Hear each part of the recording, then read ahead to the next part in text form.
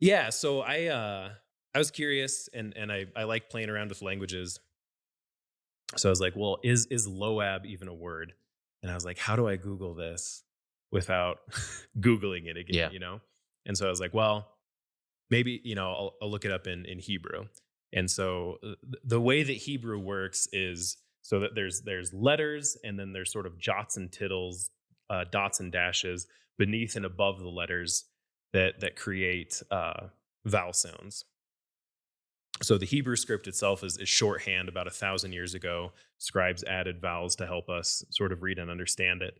But when you have a consonant, or sorry, a syllable that's a vowel sound, you have a silent letter. So there are two silent letters in Hebrew.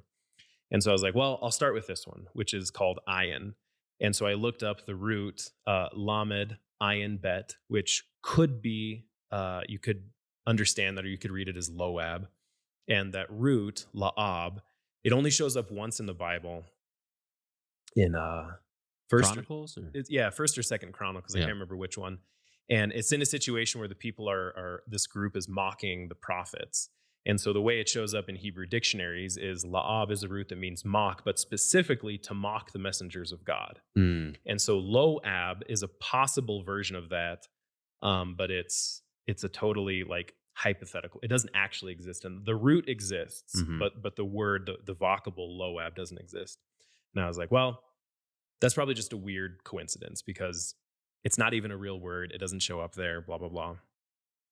And then I was like, oh, there's another silent letter, the aleph, and lo is the Hebrew word for negation, so not. So like if you remember the story of Hosea, God tells Hosea, marry, take for yourself a wife of whoredom, and then he has to name his child not my people.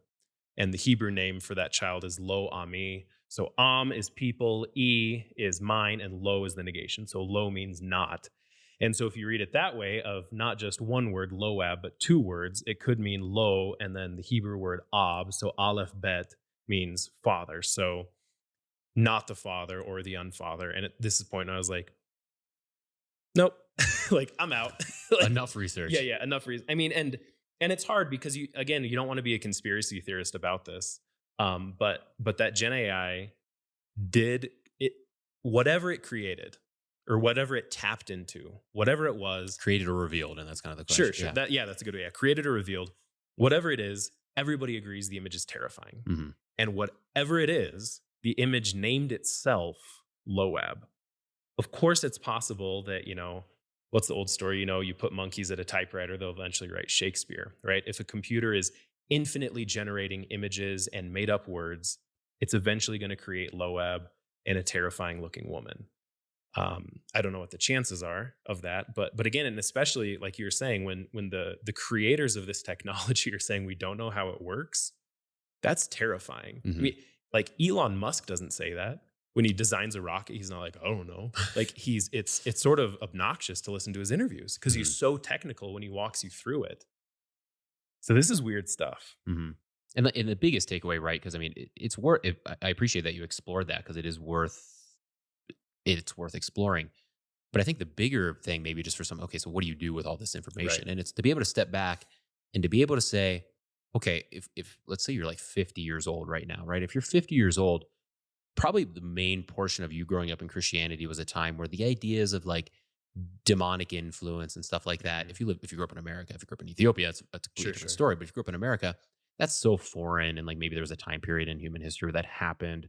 You know, maybe when Athanasius wrote his On the Incarnation and he wants to try to prove to people that Christianity is real, he's like, well, everyone sees all the exorcisms going on Mhm. publicly. How else do you explain it? So, in other words, this is happening so much Yeah. that he's like, everyone sees this happening. How else can you explain it other than Christ is Lord? You know, so these things are happening, but that's all past tense. And that's not the case. And Mhm. I do think we need to return to an understanding of not that there's a demon hiding behind every stick or anything Right. like that. You don't get into you can go too far, but at least to be able to say, no, those are real and there's ways that they interact. And we know there's people within our civilization that are actively trying to call upon them. Mhm. I can't say specifically who, but we know those are taking place. And we know that we're dabbling into wild technologies that seem to have at least kind of motifs going through the Old Testament of times where they've done this, Tower of Babel being the biggest Yeah. one, Yeah. where that seems dangerous. We have a lot of things in Revelation that seems to also say that these things are kind of Right. dangerous, and Right. you've got the beast creating an image. And it's not to say you have to, maybe you do smash AI. I don't know.